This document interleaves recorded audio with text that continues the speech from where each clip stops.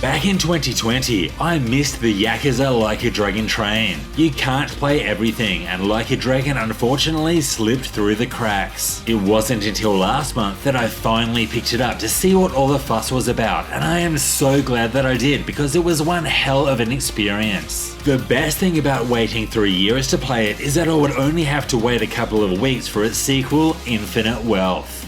For a bit of context, Like a Dragon Infinite Wealth is the 8th title in the Yakuza series, which has recently been rebranded to Like a Dragon.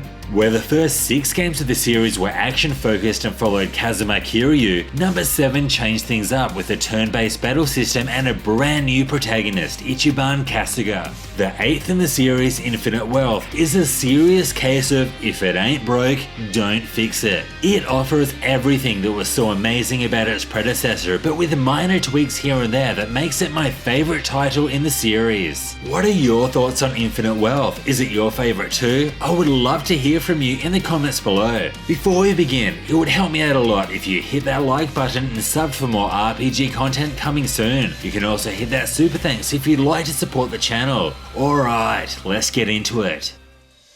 Like a Dragon Infinite Wealth follows yet another journey of Ichiban Kasuga, who is the same protagonist as the previous title. I will start by saying that Ichiban is one of my favourite video game characters of all time. It was so awesome to see another game focusing on this legend. For this reason, I do highly recommend playing Ichiban's previous game, Yakuza Like a Dragon, first. So, what's Infinite Wealth all about? After the dissolution of the Omai Alliance, Ichiban is doing everything he can to help ex-Yakuza find a place in the real world.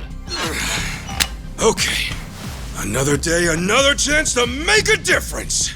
Oh man, I wish I got out of bed with that energy and motivation. Anyway, after some early game events in Yokohama, which I won't spoil for you, Ichiban heads to Hawaii, which is the first time the series has ever ventured outside of Japan. Ah, the paradise of the Pacific. It may look beautiful, but just because people wear bright floral shirts doesn't mean they don't want to kill you. But hey, I can't really complain. At least now we finally have a currency that I can understand. While in Hawaii, Ichiban teams up with a brand new group of allies and gets involved in yet another massive conspiracy. Ichiban cannot escape the drama. The story is one of the strongest parts of Infinite Wealth. Yes, it can move slow at times, but the quality of storytelling is just as good as its predecessor. One of my favourite things here was seeing the many returning characters and learning what they've been up to over the past few years. Nanba, Adachi, Seiko, Nancy, most of them are back for round 2. And this even extends to the many minor NPCs from the first game, like these 2 lovers helping out at the soup kitchen. It was cool just to stop by and see what they had to say.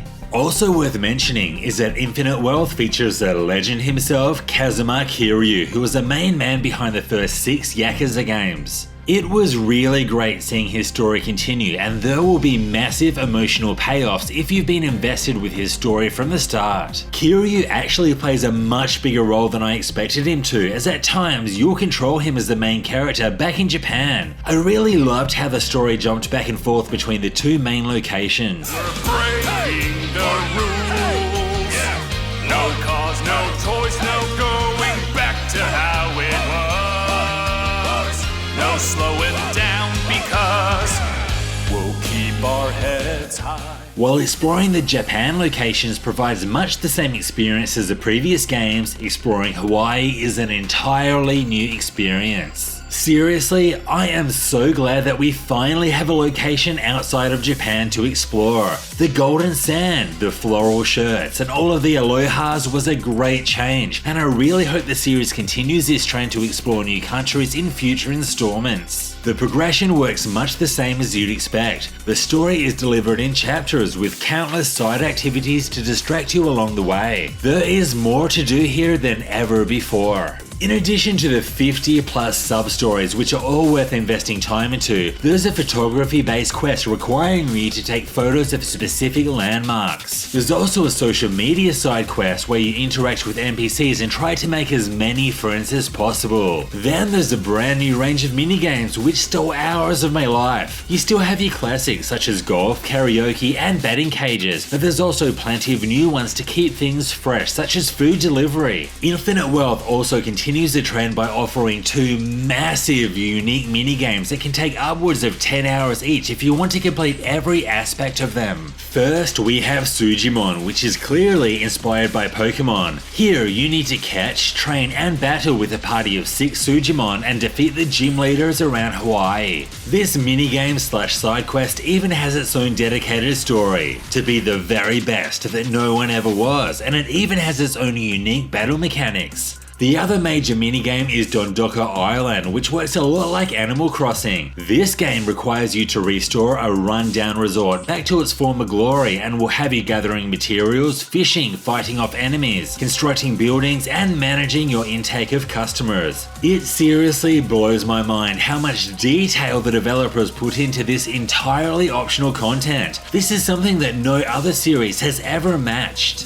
Alright, I think now's a good time to address the elephant in the room, the New Game Plus. This works like many other New Game Pluses in that you can start the adventure again carrying over certain elements but at a higher difficulty. The only difference here is that unless you purchase the deluxe or ultimate editions of the game, you have to pay for the New Game Plus as DLC. Now, I don't usually play New Game Pluses, so I personally don't really care, but it's the principle. Come on. Next, they'll be charging us to see the ending of the game.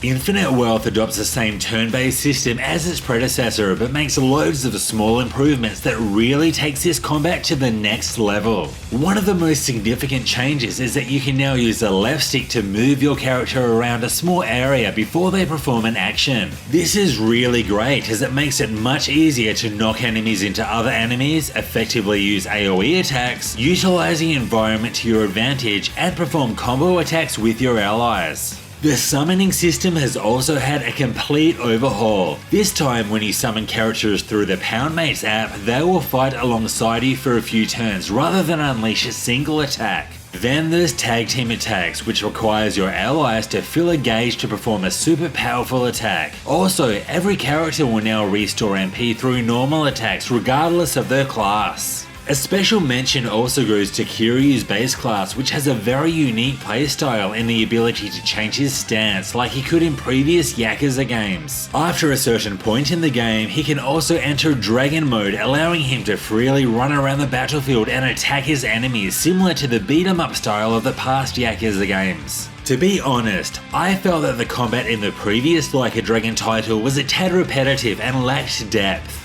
This time, there has been plenty of small adjustments that all work for the better, turning a fairly average turn-based system into one that is a lot more enjoyable. Like the combat, the character progression mechanics has also seen huge improvements. We'll start with the job system. In addition to the old jobs, we now have a range of brand new jobs that can be unlocked as Ichiban's personality traits increase. Some of these include Action Star, Samurai, and Desperado. While it is really great to have a new range of jobs, I think the most significant change is with their skill inheritance system. As the character's bond level increases, the number of jobs they can inherit from other jobs also increases. This time, however, any previously learnt skill can be inherited, which adds a lot more flexibility when building your characters. The other major way to strengthen your characters is through their equipment, and I was so glad to see the crafting mechanics have had a complete overhaul. This time, every weapon can be upgraded to level 50 by using materials found around the world. At level 10, 30, and 50, you can even brand a weapon with a passive bonus such as increasing fire damage or boosting your critical hit rate. It really feels like RGG Studios were completely aware of the previous game's weaknesses, as there have been a load of small tweaks that all help make this title better than the first. The Like a Dragon series has been on fire lately. Since the release of Ichiban's first adventure in 2020, it has been rising in popularity and is quickly becoming one of my favourite modern RPG series. Like a Dragon Infinite Wealth clearly highlights everything that I love about this long-running series, and personally, I am a huge fan of the new direction that this series has taken. There is so much to love about this game, but I'll start with the story and the characters. Ichiban's latest outing in Hawaii is as great as his first, with a strong cast of characters both new and old. The brand new Hawaiian setting was also a great choice and really helps keep things fresh, which is important since fans have been running around Japan for nearly 2 decades. Getting lost in the side content is one of my favourite things about the series, and Infinite Wealth does not disappoint, and this is most evident in its two major minigames, Sujimon and Dondoko Island. In terms of combat and RPG mechanics, Infinite Wealth builds on its predecessor, adding many small changes that work together to make a much better overall experience. If there's one issue that I had with an otherwise excellent game, it is the New Game Plus being locked behind paid DLC. I mean, I wasn't going to play it again, but it just doesn't feel right. Like a Dragon Infinite Wealth is an outstanding game and is a must-play for all fans of the genre. I would just recommend playing its predecessor first. What did you think of Infinite Wealth? Did you like it as much as I did? Let me know in the comments below. This was Hellfire RPGs, thanks for watching. If you liked this video, it would help me out a lot to hit that like button and sub for more RPG content coming soon. You can also hit that super thanks if you'd like to support the channel. See you next time.